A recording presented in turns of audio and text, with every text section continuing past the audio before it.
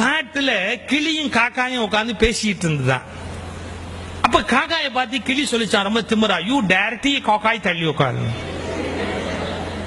காக்கா கேட்டுதான், ஏன் இப்படி நான் இன்சல்ட் பண்றேன், நீ பிளாக் அண்ட் ஒயிட் நான் மல்டி கலர், ஏன் கலர்னா ஒசியானா? ஆமா, தமிழ்நாட்டில் இலவச டிவி கொடுத்த போது அவன் கலர் டிவி தான் கேட்டானே ஒழிய பிளாக் அண்ட் ஒயிட் டிவி வாங்கிட்டானா? அதனால கலருக்கு தான் மரியாதை ஜாஸ்தி, பிளாக் அண்ட் ஒயிட்னா மரியாதை இல்ல அப்படின்னு காக்காயை சொன்ன. காக்கா சொல்லிச்சு, என்னமோ தெரியலப்பா, என்ன கடவுள் படைக்கும் போது கரண்ட் கட்டா போச்சு என்னமோ, நான் கருப்பா போயிட்டேன், அது ஒரு பெரிய விஷயமா அப்படி பேசிக்கிட்டு இருக்குது காக்காயும் கிளியும். அப்ப வேட்டைக்கு வந்தான் பாருங்க, அவன் என்ன பண்ணிட்டான், நேரா வந்தவன் கபக்குன்னு கிளியை பிடிச்சிட்டான். வேட்டைக்கு வந்தவன் கிளி தான் பிடிப்பான், காக்காயை பிடிப்பேன்? காக்கா பிடிக்கிறதா ஊர்லயே பிடிக்கலாமே, காட்டுல போய் என்ன பிடிக்க வேண்டியிருக்கேன்?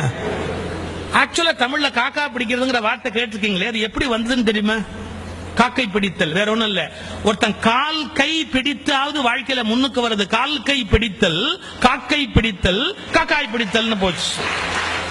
தமிழ் அது எப்படி ரூட் வந்ததுங்கிறதுக்கு. இப்ப இந்த காக்காயை விட்டுட்டு கிளி அப்படியே லகத்துன்னு கிளியை பிடிச்சிட்டான். கிளியை பிடிச்ச உடனே நமக்கு என்ன தெரியுது? முதல் லெசன், அழகு எவ்வளவு அழகானதோ அவ்வளவு ஆபத்தானது. எவ்வளவு அழகானதோ அவ்வளவு ஆபத்தானது இல்லையா? காக்கா மாட்டிச்சு, கிளி மாட்டிச்சு.